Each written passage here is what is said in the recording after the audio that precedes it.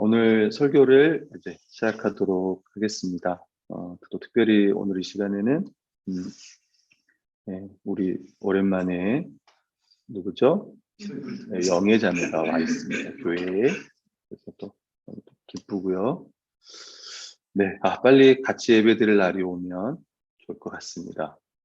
네, 그날이 오겠죠? 언젠가는 올 것 같아요. 그죠? 그래서 여러분 깨어 있으세요. 또 그날이 언제 올지 모릅니다. 자, 설교를 시작하겠습니다. 우리 지난주 말씀은요, 하나님의 나라가 이 땅에 임했지만, 이제 말씀으로 임했기 때문에, 보이지 않아요. 또 많은 고난이 있고, 또 역경이 있습니다. 그 가운데서도 이 하나님의 나라가 주님의 능력으로 또 계속 선포되어지고 확장된다는 것을 또 비유를 통해서 우리가 살펴보았고, 특별히 그 나라가 어떻게 이 땅 가운데 임하고 또 완성되고 하냐면, 바로 우리 주 예수 그리스도의 그분의 은혜와 능력으로 된다. 이 폭풍을 잠잠케 하시는 것을 보면서 그분이 우리의 주가 되신다. 만물을 다스리는 주. 여러분, 오늘도 이 본문도 보면 예수님께서 어디 가서 복음을 전하냐면요, 이제 갈릴리 지역 바깥으로 나가서 이방 지역, 데가볼리라는 지역에 가서 복음을 전해. 그러니까 유대뿐만 아니라 이제 만왕의 왕으로서 복음을 이방 지역에도 선포하는 모습들을 살펴볼 수 있습니다.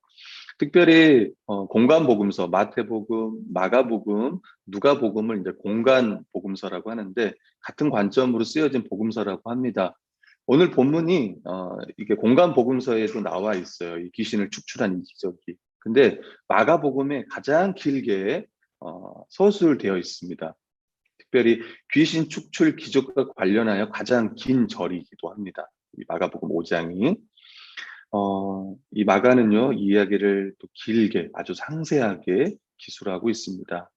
1절부터 5절을 보면요, 이 거라사인의 지방에서 무덤 사이에서 나온 더러운 귀신 들린 사람이 예수님을 만나는 장면을 이야기를 합니다. 그러면서 그 귀신 들린 자가 그 상태가 어떠했는지 성경은 기록하고 있습니다. 그가 거하는 장소가 무덤 사이에서 거했고요.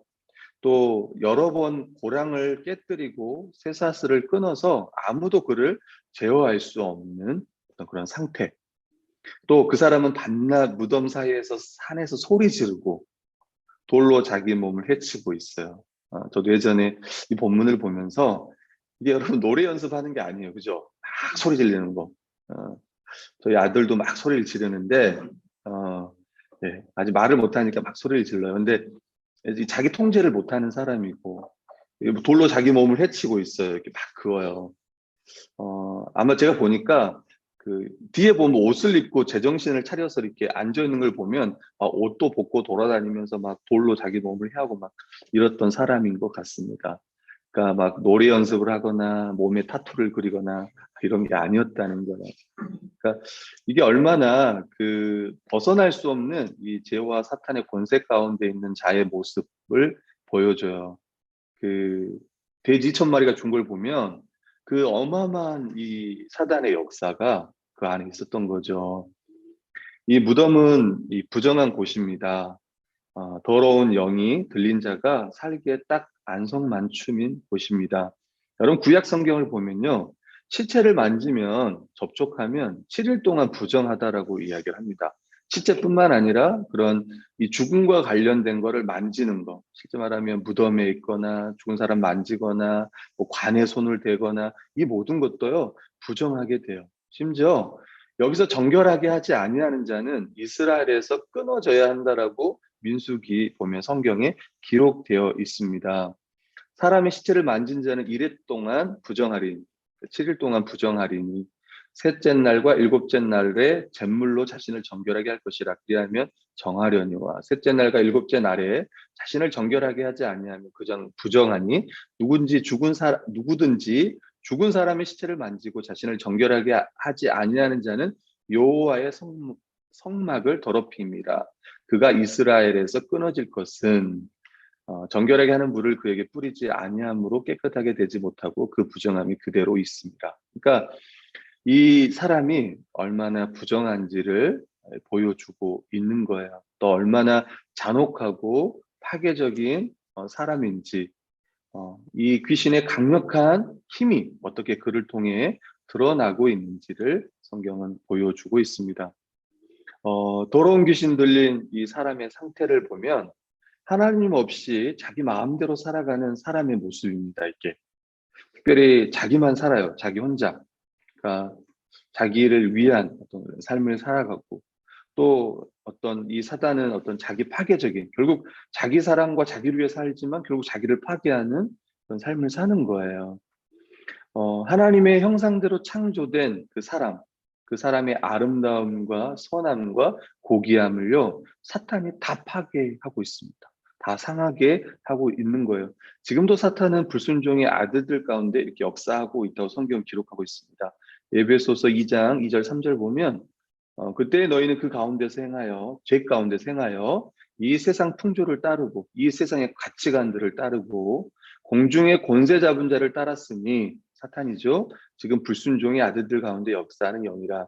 전에는 우리도 다 그 가운데서 우리 육체의 욕심을 따라 지내며 육체와 마음에 원하는 것을 하여 다른 이들과 같이 본질상 진노의 자녀이었더니 라고 성경은 말씀하고 있습니다. 여전히 사탄은 오늘날도 믿지 않는 자들 가운데 이렇게 역사를 하고 있습니다.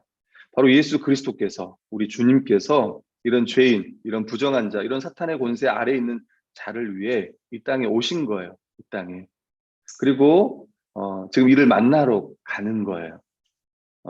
이 한 영혼을 위해서 예수님께서 그 지방에 들어가신 것입니다. 또 보면 나중에 이제 그 사람을 통해서 그 데가볼리 그 지역에 또 복음을 전하게 하시죠.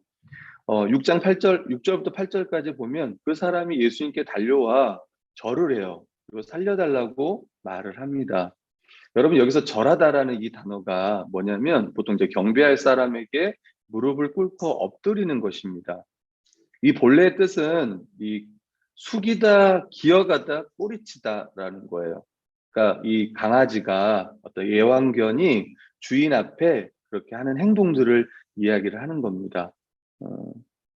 그러면서 이 단어는 이 개가 주인 앞에 엎드려 입을 맞추거나, 그러니까 핥다는 거겠죠. 그 다음에 어떤 신이나 주인에게 절하고 발에 입 맞추며 존경과 경외심을 표현하는 의미를 가지고 있습니다. 쉽게 말하면 경배한다는 의미예요. 근데 뭐 사탄이 예수님을 경배하겠어요? 아니죠. 무슨 의미냐면 또한 무릎을 굽혀 이마를 땅에 대고 굴복한다는 의미예요. 후자의 의미겠죠. 그러니까 좋은 의미로는 경배한다는 의미인데, 그러니까 부정적인 의미로는 굴복한다는 의미예요. 그러니까 지금 이 귀신이, 이 사탄의 이 귀신 들린 자가 예수님께 나와서 엎드려 지금 그분 앞에 이렇게 굴복하는 모습들을 성경 말씀하고 있다는 거예요. 보여주고 있습니다. 그러면서 뭐라고 하냐면 지극히 높으신 하나님이라는 표현을 써요. 지극히 높으신 하나님, 하나님의 아들 예수여 이렇게 표현합니다. 지극히 높으신 하나님이라는 거는요, 어떤 이 대적하는 세력들, 이걸 압도하는 이스라엘의 하나님, 그분의 초월하심과 높으심을 강조하는 호칭이기도 합니다. 그래서 우리 창세기 14장 18절, 창세기 아브람 파트 연구할 때 이 아브라함이 그 동방의 그 5대 제국을 막 왕들을 다 쳐부시고 그 사촌 롯이었죠. 롯을 이렇게 데리고 오잖아요. 그때 멜기세덱이라는 제사장이 등장하면서 그 멜기세덱 그 제사장을 성경은 뭐로 이야기하냐면 살렘 왕 멜기세덱이 떡과 포도주를 가지고 나왔으니 그는 지극히 높으신 하나님의 제사장이었다. 그러니까 지극히 높다는 표현이 여기서 한번 등장해요. 창세기 14장 18절 처음으로 등장하고, 이사야서 14장 14절에 보면 사탄이, 우리가 아는 루시퍼라고 하는 천사장이 어떻게 타락했는지를 설명해요. 이사야서 14장 14절에 보면 가장 높은 구름에 올라가 지극히 높은 이와 같아지리라. 이게 사탄의 가장 우두머리였던 그가 대적할 때 표현을 가장 높은 구름에 올라가 지극히 높으신 이, 그러니까 하나님을 이야기를 하는 거죠.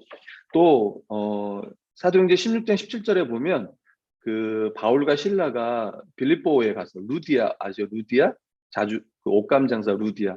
그때 이제 그 빌립보서 16장에 빌립보에 가서 복음 전하는 이야기를 하는데, 그때 귀신 들린 여종이 있어요. 그때 그 귀신 들린 여종이 그 둘이를 보면서 이렇게 이야기해요. 그가 바울과 우리를 따라와 소리질러 이르되 이 사람들은 지극히 높은 하나님의 종으로서 구원의 길을 너희에게 전하는 자라 하며. 그러니까 다시 이야기해 보면 처음에 이야기했던 것처럼 이 지극히 높으신 하나님이라는 것은 이 대적하는 세력들을 압도하는 이스라엘의 그 하나님에 대한 칭호고, 또 예수 그리스도를 지극히 높으신 하나님의 아들이라고 이야기를 해요. 그러면서 뭐라고 하냐면 당신이 나와 무슨 상관이 있습니까? 라고 이야기해요. 당신이 무슨 상관, 저랑 무슨 상관이 있습니까? 그러니까 이 귀신들의 적대적인 태도를 볼 수 있는 거예요. 그때 예수님께서 물어요. 내 이름이 뭐냐? 내 이름이 뭐냐? 그러니까 진짜 이름이 궁금한 게 아니고 네 정체가 뭐냐? 이렇게 물어보는 거예요. 예, 뭐라고 이야기해요? 우린 군대입니다라고 이야기. 이제 레기온이라고 하는 말인데, 이 레기온은 이제 라틴어에서 온 군사 용어입니다. 레기오라고 하는데, 이 레기온은 로마 군대에서 가장 큰 부대 단위를 지칭해요. 그래서 실제로 로마에, 제가 정확히 기억 안 나는데 24개인가 25개인가 이 레기온, 이게 그 로마 군대 전체의 핵심이었다라고 해요. 그 당시 2000년 전이니까 아마 이 로마가 가장 힘 있을 때잖아요. 그때 한 부대 가장 이렇게 힘 있는 6천 명까지 이렇게 보병들이 있는 거죠. 본문을 봐도 돼지 1,000마리가 몰수한 거 보면 적어도 구수가 2,000이 넘는다는 걸 알 수 있는 거. 그러니까 어마어마한 이 귀신의 세력들이 그 한 사람 안에 들어가 있는 거예요.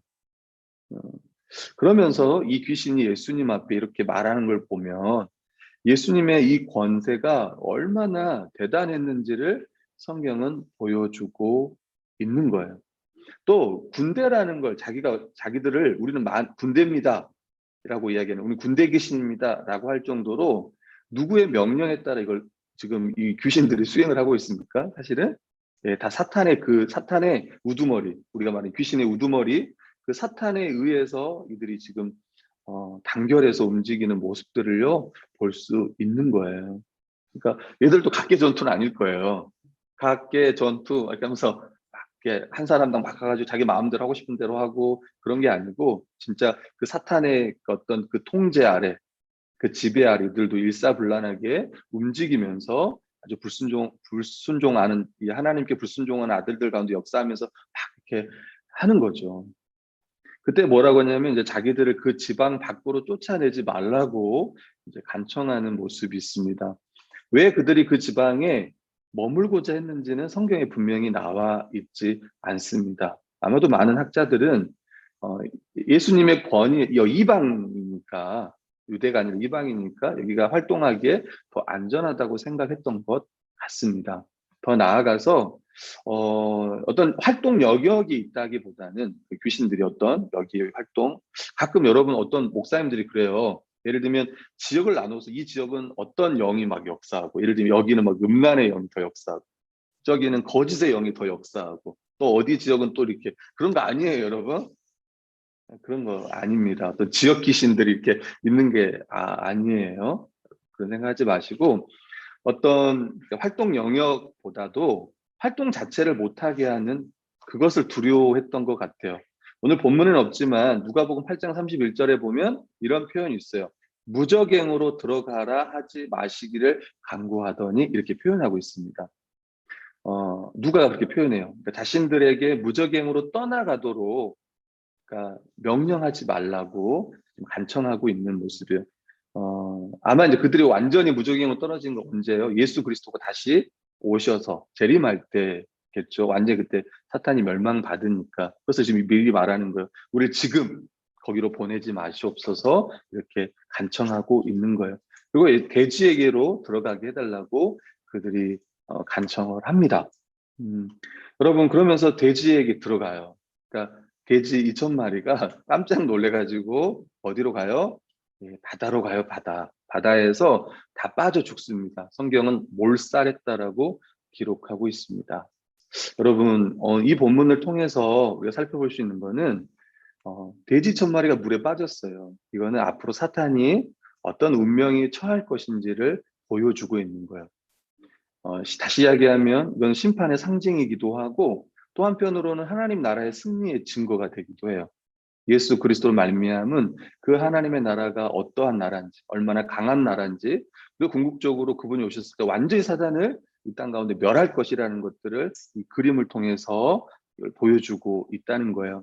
요한계시록 20장 10절에 보면 이런 말씀이 있습니다. 또 그들을 미혹하는 마귀가 불과 유황 못에 던져진, 그러니까 나중에 사탄이 이 마귀, 그들을 미혹하는, 신자들을 미혹하는 이 마귀가 불과 유황 못, 우리가 말하는 지옥이라고 말하는, 하나님이 없는 영원히 심판받는 그곳, 불과 유황 못에 던져지니 거기에는 그 짐승과 거짓 선지자들도 있어 세세토록 밤낮 괴로움을 받으리라. 어떤 사람들은 말해요. 에이, 뭐 지옥 없을 거야. 하나님, 어떤 분들은 그래요. 지옥 멸절설이라 그래서 하나님은 그렇게 선하신 분인데 나중에 그냥 지옥 없애버리고 다 그냥 천국 가게 하실 거야. 아니요. 성경은 그렇게 이야기하지 않습니다. 세세토록 밤낮 괴로움을 받으리라 라고 이야기해요. 심지어 복음서에 보면 뭐라고요? 구더기도 죽지 않는 곳이라고 이야기해요. 그곳은. 구더기도. 그러니까 여러분, 죽지 않는다는, 왜 그들이 안 죽어요? 먹으니까 안 죽을 거 아니에요. 그러니까 약간 이게 이제 이미지일 수 있는데, 그러니까 얼마나 실제로 이 불신자들, 믿지 않는 자들이 고통당할 것인지를 성경은 이야기해요. 그때 누구랑 함께 있냐면 지옥에서는 이 마귀와 그 믿지 않는 자들이 영원토록 괴로움을 받을 거다라고 이야기를 합니다. 그 몰살의 모습들을 오늘 성경은 이야기하고 있는 거예요. 예수님이 이 일을 통해 어떤 권세가 있는지를 잘 보여주신 겁니다. 예수님은 귀신의 군대를 제압하시고 내쫓으신 거예요.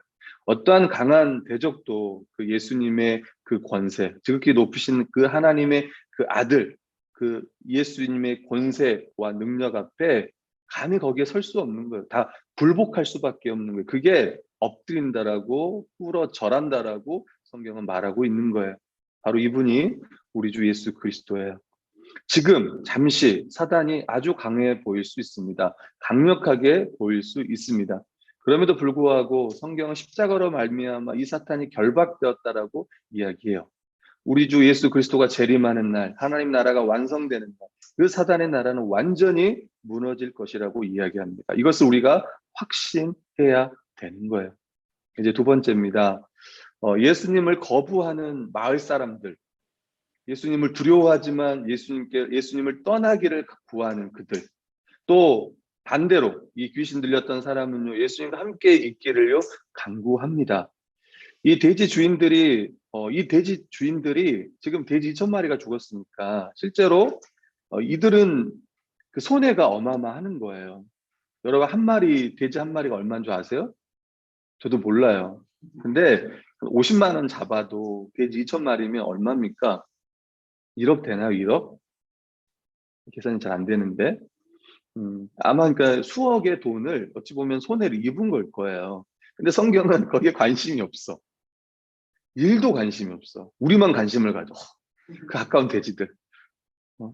물에 빠져 먹지도 못하는데 그 가까운 돼지들. 우리만 관심을 갖지 성경은 절대 관심을 갖지 않습니다. 쉽게 말하면 그거에 대한 성경은 거기에 가치를 부여하지 않는 거예요.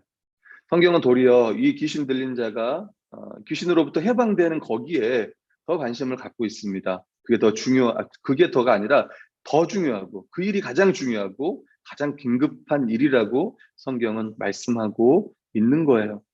실제로 예수님께서 이 귀신들에게 들어가는 걸 허락했지, 실제로 돼지가 몰살한 거는요, 예수님이 몰살하게 한 거 아니에요? 맞죠? 들어가기 허락만 했지, 너 들어가서 좀 빠져 죽어라 이렇게 하진 않았지.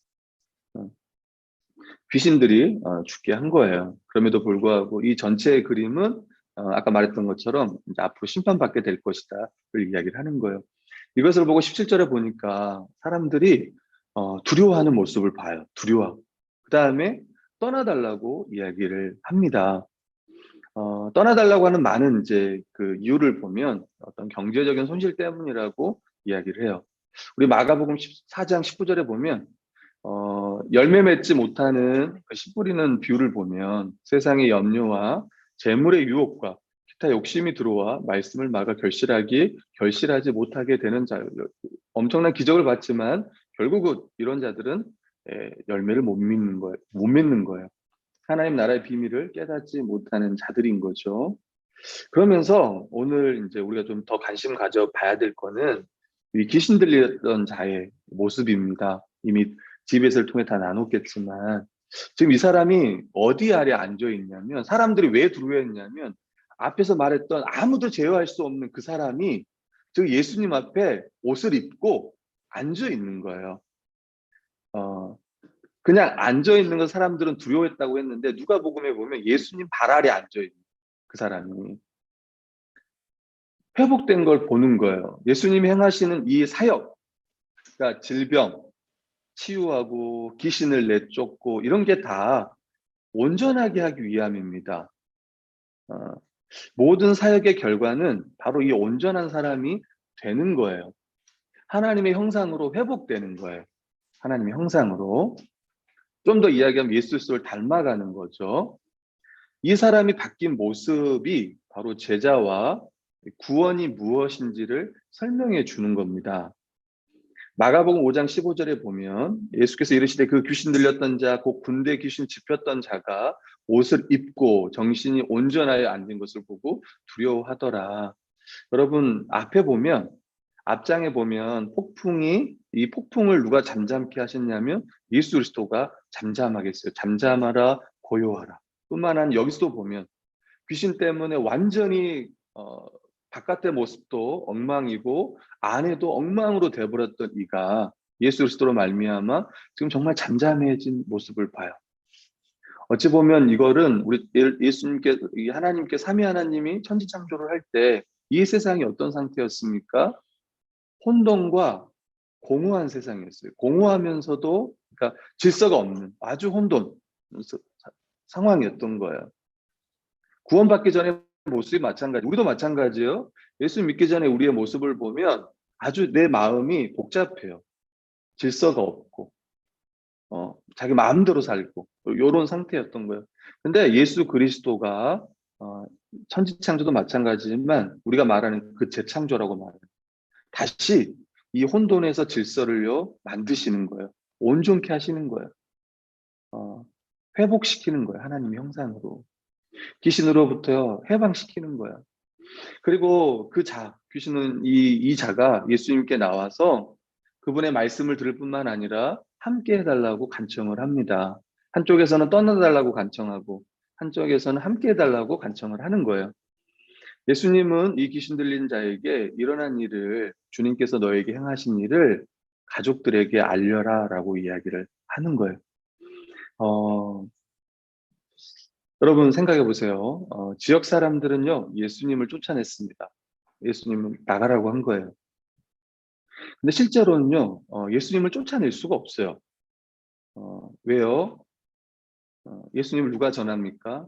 네, 바로 이 자가, 이 귀신 들렸던 자가요. 그가 함께하지 않지만, 주님과 함께하지 않지만 그 데가볼리 지역에 가서 복음을 전해요. 그 가운데 주께서 또 역사를 하시는 거죠.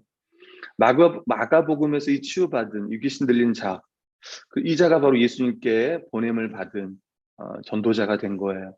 어찌 보면 이방으로 보내진 어찌 보면 최초의 이방인이죠. 이방. 우리는 이제 이방인의 사도 그러면 사도 바울 생각하지만 이 자도 이름은 모르지만 이가 가서 복음을 전하는 거야. 그러면서 주께서 너를 불쌍히 여겼다라는 표현을 써요. 불쌍히 여긴 것. 네 가족들에게 내가 어떻게 너를 불쌍히 여겼는지 전해라고 할 때 바로 이 불쌍히 여기는 게 궁휼히 여기는 거고 자비예요. 하나님의 그 풍성하신 궁휼, 그 자비는요 예수 그리스도 안에서 드러났습니다. 그분의 십자가를 통해서, 그분의 사역을 통해서 드러난 거예요. 예배서 2장 4절 7절 보면 궁휼이 풍성하신 하나님이 우리를 사랑하신 그 큰 사랑을 인하여 허물로 죽은 우리를 그리스도와 함께 살리셨고 또 함께 일으키사 그리스도 안에서 함께 하늘에 앉히시니 이는 그리스도 예수 안에서 우리에게 자비하심으로써 그 은혜의 지극히 풍성함을 오늘 여러 세대에 나타내려 하심이라. 이미 우리도 그 십자가로 말미암아 우리가 하나님의 그 자비 가운데 있는 거예요. 혹시 지금도 이 자비를 받고 싶으신 분들이 있습니까? 우리 이미 다 받은 거예요. 예수 그리스도로 말미암아 다 받은 거예요. 이 데가볼리에 이 사람이 전했습니다. 데가볼리는 10개의 도시를 이야기하는 거예요. 데카폴리스라고 해서 10개의 도시를 이야기하는 거예요. 가족들에게만 전하는 것에 만족하지 않고 그 사람은 대가 볼일을 누리며 예전에 우리 하람 형제도 CCC 출신인데 여러분 CCC에서 찬양이 한 곡 있어요. 예, 그 찬양이 혹시 잘 알 거예요. 그리스도의 계절. 이 땅에 푸르고 푸른 그리스도의 계절이 오게 하자. 주의 청년들이 주의 복음을 들고 전국 구석구석을 누비는 그 민족 복음화의 꿈을 꿨던 한 분, 김중곤 목사님이죠. 또 그분과 함께했던 분들. 그래서 지금 엄청난 캠퍼스에 여전히 지금도 몇십 년, 50년 이상 지난 지금도 계속 복음은 또 캠퍼스 안에도 전해지고 있습니다. 마찬가지예요. 우리도 마찬가지예요. 우리에게도 이 큰일이 일어났습니다. 우리에게도. 그 거라세 광인의 이야기는 그 사람만의 이야기도 아니고 우리들의 이야기예요. 어찌 우리도 잠잠히 있을 수 있겠습니까? 묵상과 적용을 하겠습니다. 여러분 오늘 본문을 보면 특별히 복음의 기초에 보면 이런 내용이 나와요. 예수님의 십자가 사역은 대적에 대한 승리이기도 했다라는 글이 있습니다. 복음의 기초 2가 끝나면 있나요 이게? 사탄은 죄와 사망으로 우리를 지배해요. 죄는 각 사람의 범죄고 사망은 죄에 대해 하나님의 진노와 형벌입니다. 여전히 악한 세력들은 사람이 불순종함으로 하나님을 떠나는 죄를 범하도록 하기에 온갖 속임수와 거짓으로 미혹을 하는 거예요. 사탄은 이렇게 불순종하며 하나님께 버림받은 하나님을 버린 자들을 이 죄인들을 지배하는 거예요. 지금도 사탄은 죄와 사망으로 지배하고 있어요. 근데 우리는 지배를 못해요. 신자는 지배를 못해요, 여러분. 여기에 속으면 안 됩니다. 하나님께 속한 자들은요, 사탄이 건드리지 못해요. 요한일서 5장 18절에 보면 하나님께로부터 나신 그가, 예수 그리스도가 그를 지키심에 악한 자가 그를 만지지도 못한다고 제가 저번에도 얘기했던 것처럼 우린 사탄의 지배를 받을 수가 없어요. 왜? 누가 지키니까? 예수 그리스도가 지키니까. 근데 우리는 우리가 가서 만진다고 했잖아요. 우는 사자와 같이 삼킬 자를 찾는다고요. 그래서 우리를 때로는 생각과 여러 세상의 문화와 이것들을 우리를 미혹하지 우리를 막 지배하거나 그럴 수 없다니 사탄은 죄인들이에요. 죄인들을 마음대로 좌지우지하는 거지 신자를 좌지우지하지 않는 거예요. 악을 행하도록 부추기고 그 악으로 인해 고통을 받게 해요. 오늘 거라사 광인의 모습을 보면 그렇습니다. 하나님을 거부하고 대적한 죄인들은 이런 고통을 당하면서도요 하나님께로부터 아무런 보호와 도움도 얻지 못하는 거예요. 이것들이 죄인의 현실인 거예요. 그리고 그 죄인들의 현실이 오늘 연구할 본문에도 잘 나타나 있습니다. 하나님의 아들이신 예수 그리스도가 이 땅에 오셔서 우리를 대신한 화목제물로 십자가에서 죽으시고 부활하셨어요. 이를 근거로 하나님은 믿는 우리의 모든 죄를 사하셨습니다. 이제 더 이상 죄가 없어요. 할렐루야. 없는 거예요. 여러분 죄가 없다는 건 뭣도 없어요? 죄가 없으니까 사망도 없는 거예요. 사단은 죄와 사망으로 우리를 지배한다고 이제 불신자들. 근데 예수님이 우리 죄의 문제도 해결하고 그러니까 사단은 어떻게 할 수 없다는 이야기인 거예요. 더 이상 하나님 없는 삶을 살지 않아요. 우리에게 죄와 사망이 제거되었다는 것을 이 부활로 예수님은 증명하셨습니다. 십자가 사역에 실패했다면 예수님은 절대 부활하지 못했을 거예요. 성경은 뭐라고 얘기했냐면 골로새서 2장 14, 15절을 보면 이렇게 이야기해요. 우리를 거스르고 불리하게 하는 법조문을 쓴 증서를 지우시고 제하여 버리사 십자가에 못 박으시고 통치자들과 권세자들을 무력화하여 드러내어 구경거리로 삼으시고 십자가로 그들을 이기셨다라고 성경은 말씀하고 있습니다. 십자가로 여러분 십자가에는요 사람을 십자가에 딱 못을 박으면 거기다 죄패를 딱 걸어요. 그 사람이 지은 죄를 딱 건다고 그 사람이. 근데 그 십자가로 우리의 그 죄의 목록과 죄로 인해 하나님께 받아야 할 그 형벌, 그 죄문서 이걸 다 없애버렸다고 성경은 기록하고 있습니다. 예수 그리스도의 그 십자가의 죽음은 우리의 모든 죄와 그 죄로 인한 책무, 죄책을요 다 없앴어요. 이것을 우리는 믿습니다. 그렇기 때문에 사탄의 세력은 더 이상 구원받는 자, 하나님의 백성을 지배할 수가 없어요. 그걸 성경은 무력화되었다라고 무력화하였다라고 성경은 이야기하고 있습니다. 무장해제되었다는 거예요. 사탄은 우리를 지배할 수 없어요. 여러분, 사탄은 우리를 지배할 수가 없어. 우리가 예수 그리스도가 날 위해 십자가에 죽으시고 이 모든 죄의 문제를 해결하셨던 걸 믿을 때 우리를 지배할 수가 없는 거예요. 근데 사탄은 자꾸 우리에게 그걸 참소라고 얘기해요. 사단은 여전히 우리 가운데 속삭인단 말이야. 넌 죄인이고, 넌 하나님 앞에 받아들여질 수 없고, 네가 신자라고, 이렇게 너나 잘해, 너나. 이런 말 할 때마다 아내가 생각이 나요. 왜냐하면 저를 잘 아는 사람일 거 아닙니까? 앞에 네가 이렇게 말씀을 전하고 있지만 난 너를 잘 알고 있어. 이렇게 넌 죄인이야. 그렇게 말할 수 있어요. 근데 저는 그렇게 말씀드리고 싶어요. 나는 그리스도 안에 있다고. 나는 주 안에 있다고 말씀드리고 싶어요. 근데 이거는 여러분 이제 제가 지금 종교개혁 강의를 하고 있습니다. 그리고 지금 이제 3주 앞으로 2주 더 할 거고 끝나면 한 번 더 우리 성도들에게 또 강의하고 싶은 마음이 있습니다. 못 들으신 분들을 위해서 짧게지만 한번 하고 싶은 마음이 있는데 여러분 생각해 보면 그 루터 종교개혁했던 그 루터가 여러분 그렇게 루터가 어느 정도였냐면 그가 수도사가 돼서 죄를 지으면 때려요 자기 몸을 죄책을 자기가 받는 거예요 막 때려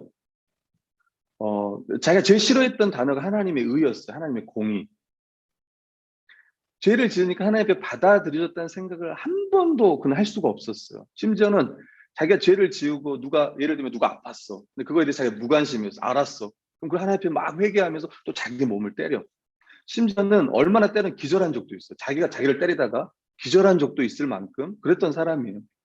그가 로마에 방문해서 성 베드로 성당을 무릎으로 기어 올랐다고. 그러면 그 무릎으로 기어 오르면 하나님 앞에 받아들여질 거라 생각을 했습니다. 실제로 그는 그렇지 않았던 거예요. 그러나 그가 로마서의 말씀을 보면서 오직 의인은 믿음으로 말미암아 살리라. 그 말씀을 보면서 뭐라고 하냐면 그렇다. 우리의 구원은 우리의 행위에 있는 게 아니고 어디에 있냐고 얘기하냐면 예수 그리스도에게 있다라고 이야기해요. 예수 그리스도를 바라보는 거예요. 거기에 구원이 있는 거예요. 여러분 이 거라사 광인을 보세요. 그가 구원받을 만한 게 있습니까? 그가 일평생 어떻게 살았는데요? 어디에 살았고 어떤 일을 행했는데요? 그는 전혀 구원받을 만한 행위를 일도 안 했던 사람이에요. 오직 예수 그리스도를 말미암아 그가 온전해졌습니다. 마찬가지 우리도 자꾸 사단은 누구를 바라보게 하냐면 우리 자신을 바라보게 만들어요. 우리 안을 바라보게 만들고 나의 죄악들을 바라보게 만들어요. 거기에는 구원이 없습니다, 여러분. 누구를 바라봐야 돼요? 어디에 구원이 있어요? 예, 예수 그리스도를 바라봐야 돼요.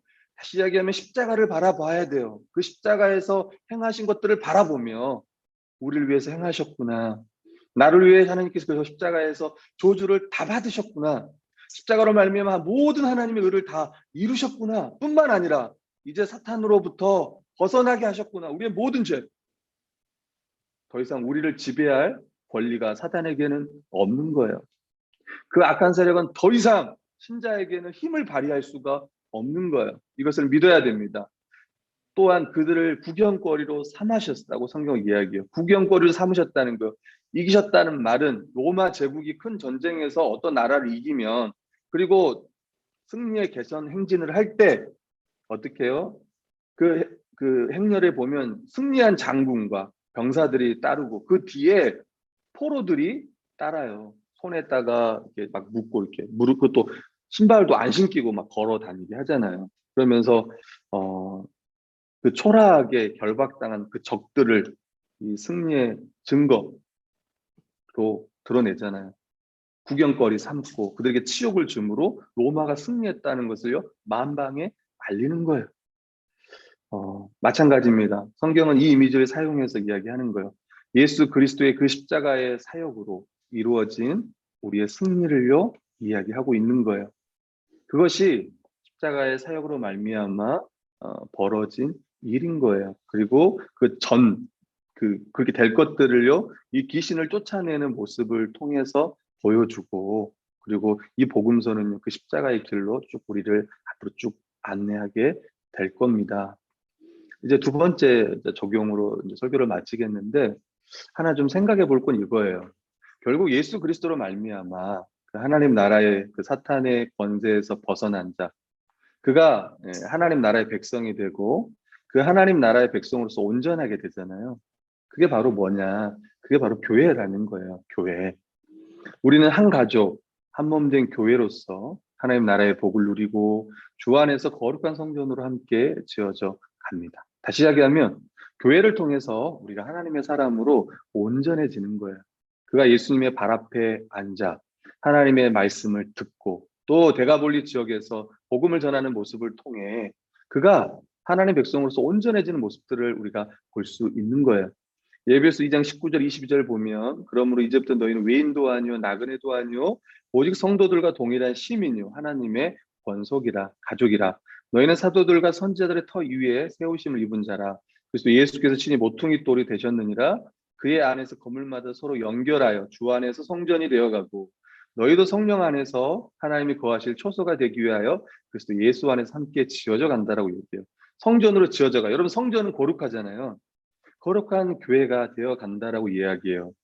다시 이야기하면 예배소 4장 11절부터 13절 보면 그가 어떤 사람은 사도로 어떤 사람은 선지자로 어떤 사람은 복음 전하로 어떤 사람은 목사와 교사로 삼으셨으니 이는 성도를 온전하게 하여 봉사의 일을 하게 하며 그리스도의 몸을 세우려 하십니다. 우리가 다 하나님의 아들을 믿는 것과 아는 일에 하나가 되어 온전한 사람을 이루어 그리스도의 장성한 분량이 충만한 데까지 이르리니 할렐루야.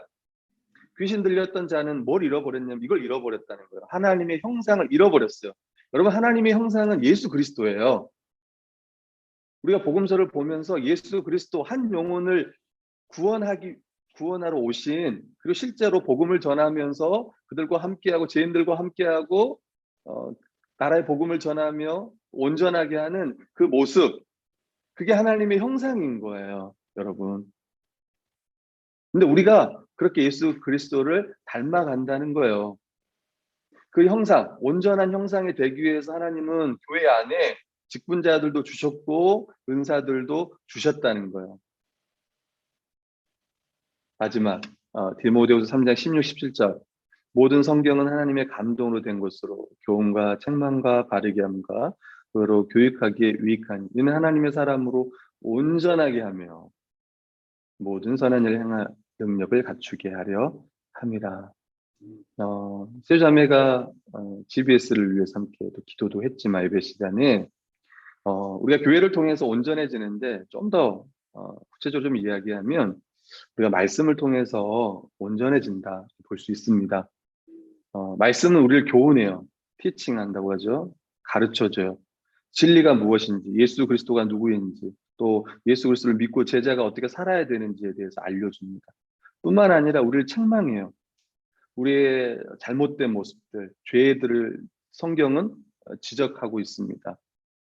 그리고 바르게 하는 거 의로 교육함, 또 그 말씀에 따라 살아가게 만들어요.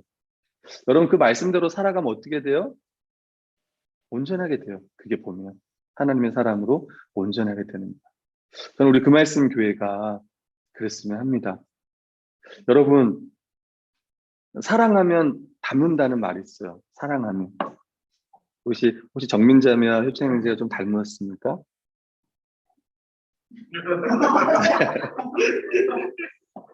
혹시 저와 아내가 닮았습니까? 아, 어떤 분이 그러시더라고요.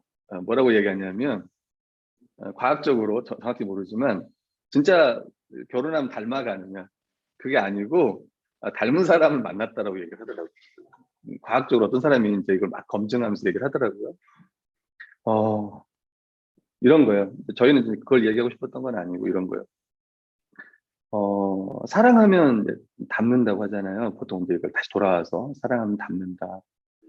마찬가지로 우리가 예배하면 누구를 닮냐면 우리가 하나님을 예배하면 우리가 하나님을 닮는다라고 얘기를 해요.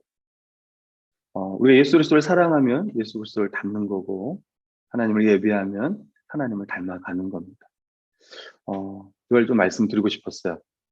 우리 함께 말씀을 보면서 누구를 닮아가냐면 결국은 온전해진다는 거는 그리스도를 닮아가는 거예요. 그래서 참 넌 예수님 닮았다.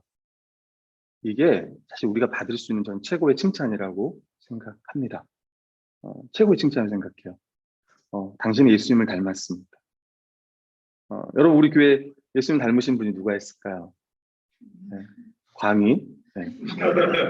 외모는 광입니다. 머리가 길어서 남자분이시고 머리 긴 거 보면 예수님 같아요. 저도 닮고 싶어요. 그럼 기르면 돼요. 머리를 기르면 예수님 같을 수도 있습니다. 저도 가끔은 머리를 길고 싶은 생각도 있습니다. 왜냐하면 그러면 얼굴이 좀 더 작아 보이려나 뭐 이런 생각을 가끔 하기도 해요. 여러분, 저는 제가 이런 딱 말했을 때 그 말씀 교회에서 예수님을 여러분 누가 닮았나요? 그러면 우리 교회 모든 성도들이 생각이 나면 좋겠어요. 또 좀 다 다를 거예요. 예수님의 어떤 성격, 이번 참 예수님의 이런 겸손함, 어떤 분은 예수님의 이런 온유함, 어떤 분들은 예수님의 그 열정, 이 복음을 전하는 그 열정, 그 폭풍 앞에서도 전혀 두려워하지 않는 그런 담대함, 그 고난 앞에서도 두려워하지 않는 담대함, 십자가 앞에서도 하나님 뜻에 끝까지 순종하는 그런 하나님 뜻에 순종하고자 하는 그런 믿음. 또 뭐가 있을까요? 기도. 하나님 앞에 무릎 철저히 어떤 매일 습관을 따라 기도. 이런 모습들. 죄인들을 사랑하는 모든 사람들을 바꾸하는 이런 온유한 모습들. 이런 모습들. 이런 게 하나님의 그 형상이잖아요. 근데 그게 우리 교회 안에 우리 모두가 예수 그리스도 안에서 어떤 한 사람이 어떤 모든 형상을 다 가지고 있는 게 아니라 우리 모두가 예수 그리스도로서 예수 그리스도의 몸으로서 그런 형상들을 드러내는 거죠. 어떻게요? 네, 같이 함께 말씀을 보고 또 함께 복음을 나누고 우리 청년들 가운데에서도 또 그렇더라고요. 또 열심히 또 같이 모여서 또 복음을 배우고 또 이런 모습들 또 계속 함께 말씀을 보고 하는 이런 모습들이 너무 귀하다는 생각이 들고 뿐만 아니라 좀 더 나아가서 적극적으로 이 대가볼리 지역에 복음을 전했던 이 사람을 좀 생각하면서 우리에게 베푸신 그 하나님의 은혜를 성도들에게도 나누고 좀 더 나아가 더 여러분의 가족과 실제로 가족들에게 전하라고 한 거잖아요. 실제로는 가족들에게 가서 전하라고 했어요. 근데 가족을 넘어 더 나아가 그 지역 전체에 복음을 전했던 것처럼 우리도 함께 교회에서 복음을 배우고 그리스도의 형상을 닮아가며 더 나아가 세상에서도 이미 세상 사람들은 사단의 지배 아래 이 모든 형상들, 온전함들을 다 잃어버린 거예요. 이 회복은 다른 데 있는 게 아니에요. 외모랑 이런 것들은 다 꾸밀 수 있지만 우리의 속사람은 이 속의 무질서함은 그리스도가 아니면 되지 않는 겁니다. 오직 복음, 이 십자가의 이 복음, 이 은혜의 복음으로 가능한 거예요. 그 은혜들을 전할 수 있는 저희들 되기를 원합니다. 무엇보다 주께서 어떻게 나를 불쌍히 여기시고 구원하셨는지 십자가의 복음을 드러낼 수 있는 교회와 우리 모두가 되었으면 합니다. 아멘. 기도하겠습니다. 이 시간 기도할 때 감사했으면 해요. 감사. 주님이 찾아가신 거잖아요. 생각해 보면 그잖아요. 주님이 찾아가신 거예요. 주님이 그 사람을 구원하기 위해서 찾아가신 거예요. 그리고 이 시간 예배드리는 여러분들에게도 우리 주님께서 찾아오신 거예요. 거라사와 같았던 방인 바로 저희였습니다. 다른 사람이 아닌 저희예요. 우리 한 사람 한 사람이 그런 사람이었습니다. 바로 우리를 위해서 주님이 찾아오신 거예요. 그 은혜에 감사했습니다. 그 은혜에 감사하고 또 그 불쌍히 여기심에 감사하고 또 우리가 그 말씀 교회를 통해서 함께 하나님의 형상으로 온전해지며 또 그 주의 복음을 전하는 그런 교회가 되게 주옵소서라고 같이 기도하는 시간 갖겠습니다.